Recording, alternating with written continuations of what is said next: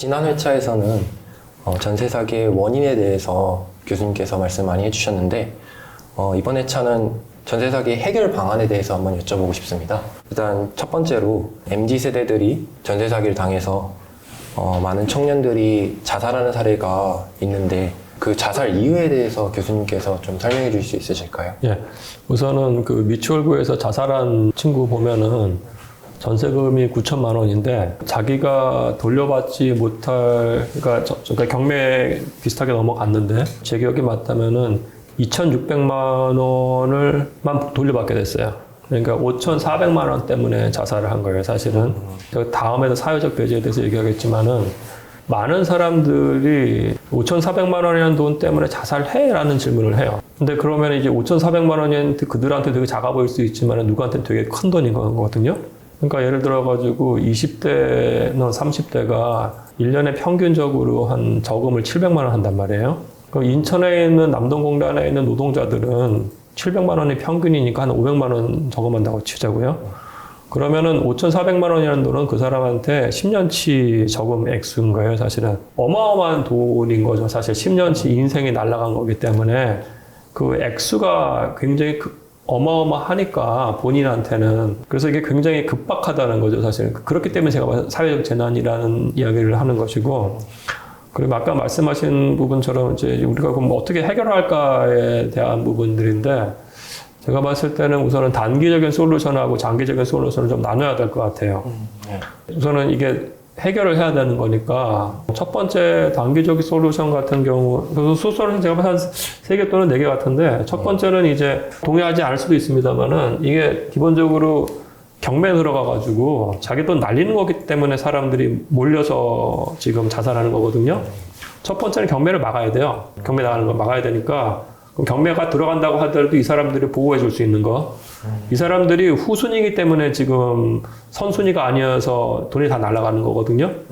네네. 근데 첫 번째는 이제 단기적으로 이거 사회적 재난이기 때문에 사회적 약자가 지금 후순위인데 그거 1순위로 바꿔주는 거예요. 그렇다면 교수님 지금 말씀하시는 거는 은행 순위를 조금 후순위로 미루더라도 사회적 약자들을 선순위로 올려야 된다, 이런 말씀이시죠? 그게 왜 가능하냐면은 지금 코로나 기간 동안 은행들이 엄청나게 돈을 벌었어요. 그게 횡재세예요, 횡재세. 윈폴 텍스라고 해가지고 횡재세가 나오면은 전 세계적으로 횡재세 걷는 나라가 너무나 많아요. 그리고 우리도 이 횡재세 걷자는 작년에 논의가 있었어요. 횡재세를 걷지 말고 이것만 조정해 주자는 얘기예요, 제 얘기는. 이게 왜 그러냐면은 이 사회적 약자들은 소송으로 가기까지 굉장히 힘들어요. 왜냐면 자기가 지금 5천만 원 때문에 사람이 지금 목숨을 잃는단 말이에요. 그죠? 그럼 1년에 지금 자기가 번 돈이, 저금한 돈이 500만 원이에요. 근데 이 건으로 변호사한테 갔을 때 최소 500에서 1000이 들어갈 건데 그 돈이 있겠냐는 얘기예요, 지금. 그렇다고 하면 은행은 후순위가 되더라도 끝까지 찾아가요. 은행은 인하우스 로이어가 있기 때문에 그들이 끝까지 찾아가서 대응을 할 것이기 때문에 시간이 문제인 건 언젠간 받을 수는 있는 거예요. 그러니까 은행에서 횡재세 얘기를 하지 말고 이걸 단기적으로 이들을 1순위로 올려주고 은행이 후순위로 된다고 하면 최소한 이 사람들이 자살하는 건 막을 수 있을 것 같다는 생각이 들어요. 그리고 이게 왜 중요하냐면 지금 여기 걸린 사람들이 몇천 명이에요, 몇천 명. 우리가 경기 안 좋다고 하잖아요, 그죠? 경기 안 좋다고 했을 때 부자건 가난한 사람이 돈에 쓸 수 있는 한계는 명확해요. 그러면 이렇게 몰려가지고 지금 10년치 노력했던 게 다 날라갔던 사람들이 소비를 하겠냐고요, 사실은. 그러니까 물론 이건 별도의 논의지만은 제가 봤을 때 첫 번째 우리가 해야 될 부분은 뭐냐면은 이게 사회적 재난이라고 했을 때 실질적으로 경매에 넘어가는 걸 막아야 된다는 것. 그거에 대한 최소한의 솔루션은 되게 미안한데 뭐 동의하건 안 하건 이 사람들 1순위로 바꿔주는 거고 은행 후순위로 가는 것밖에 없을 것 같아요. 단기적으로는. 그럼 장기적 솔루션은 뭐가 있어요? 장기적 솔루션은 이제 두 번째는 이제 페널티의 부재예요. 페널티의 부재. 그 페널티의 부재라는 건 뭐냐면은 이 사건에 대해서 모니터링하는 정부기관이 없다는 것. 그죠? 그리고 모니터링을 한다고 했을 때 페널티가 없다는 거 두 가지로 나눌 수 있는데 이 둘 다 약해요, 둘 다. 제가 좀 조사를 해보면은 공인중개사가 이런 건을 한다고 했을 때 지금 국토부에서 관할을 하거나 아니면은 광역시별로 토지정보과라는 데가 있어요. 거기서 5명에 6명, 그러니까 경기도에서 사건이 이런 전세 사기와 관련된 것들이 터지면은 경기도의 토지정보과에 5, 6명에서 이거를 한다고요, 지금. 근데 우리가 케이스를 봤을 때 인천시에서 몇천 건, 그죠? 그리고 수원시에서 몇백 건, 안성에서 터졌고, 지금 할 수 있는 실질적인 조사를 못해요. 조사를 못하고, 경찰 얘기는 피해자가 실질적으로 본건에 대해서 고소 고발 안 하면은 중개인에 대해서 지금 조사가 어려워요. 즉, 그렇기 때문에 중개인이 할 수 있는 거예요.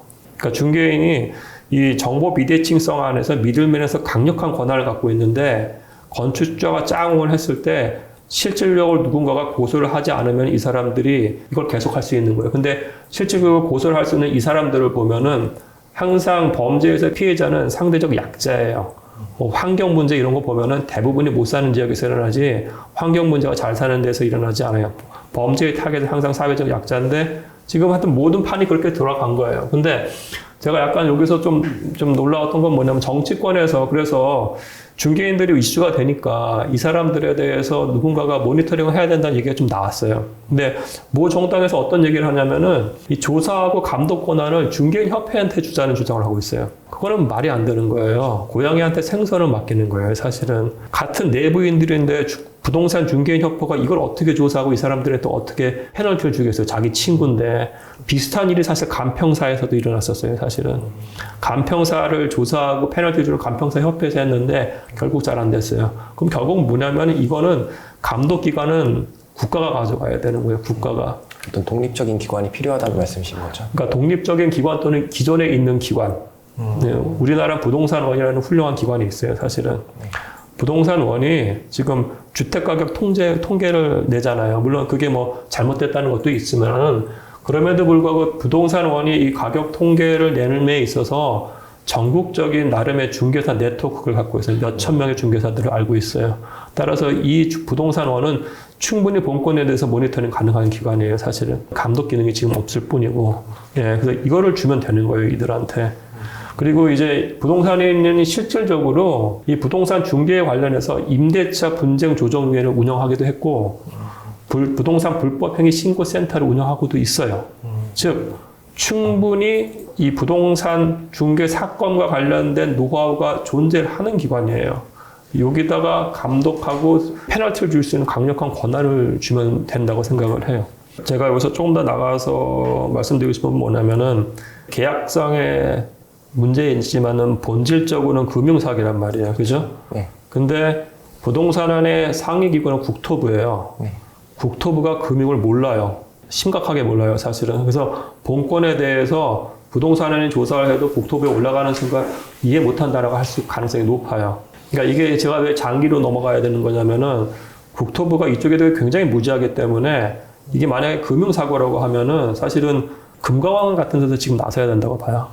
단기적으로. 물론 금융감독원 같은 경우에는 이제 금융기관들을 감독하는 경우지만은 이거 지금 봤을 때 광역지자체는 인력이 딸려서 조사를 못하는 것이고요. 부동산원 감독 기능 주는 거 아마 시간이 요할 것이고 나중에 이게 국토부 산하기 때문에 국토부 금융 몰라요. 그럼 이거 사실 본질이 금융사기인데 물론 사인 간의 거래이긴 하지만은 그럼에도 불구하고 금융감독원에서 서민 관련된 금융 안전 같은 것들을 추구를 하거든요. 기능을 더하든지 뭘해서 이런 부분들이 나온다고 했을 때 금융감독에 나서면은 사실은 첫 번째 제가 말씀드렸던 후순위 조정도 금방 돼요. 금감원에서 한마디 하니까 홍콩 ELS 사태 같은 것들 지금 은행에서 지금 돈 내놓으려고 하는 거잖아요. 그래서 금감원이 지금 단기적으로 나서야 된다고 생각을 해요.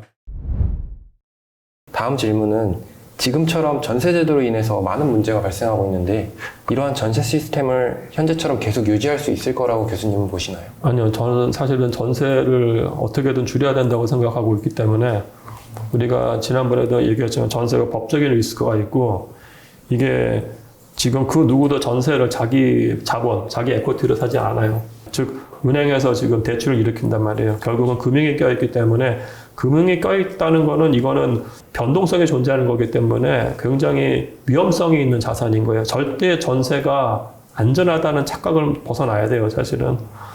그리고 이제 이런 부분들이 갭이 붙는다고 했을 때 과거에도 일어났고 지금은 더 일어나는 거잖아요, 사실은. 그죠? 그럼 전세라는 것 자체가 사실 그 자체도 리스키하지만은 이 갭 투자로 활용되는 순간 또 다른 사회적 문제를 야기하기 때문에 전세는 저는 월세화가 맞다고 보지만 지금 단기적으로 반전세화는 심각하게 고려해야 된다고 생각을 해요. 근데 반전세화 하는 것도 사실 쉬워요. 그러니까 예를 들어가지고 우리가 계속 이 프락테크에서 ABM 기법을 하면은 아파트 가격 다 추정할 수 있고요. 빌라 가격 다 추정할 수 있어요. 그죠? 사실 전세 가격도 ABM을 추정할 수 있단 말이에요. 그럼 우리가 아파트 가격이나 빌라 가격을 그걸 추정할 수 있다고 하면은 거기서 50% 또는 70%까지만 전세를 해. 나머지는 집주인과 계약자가 알아서 월세화 시키는 거예요. 즉, 반전세화를 지금부터 빨리 도입해야 돼요. 안 그러면 이거는 지금 단계에서의 전세는 전세 사기 이슈에서 굉장히 큰 문제를 일으키지만은 제가 봤을 때 아파트 시장에서 지금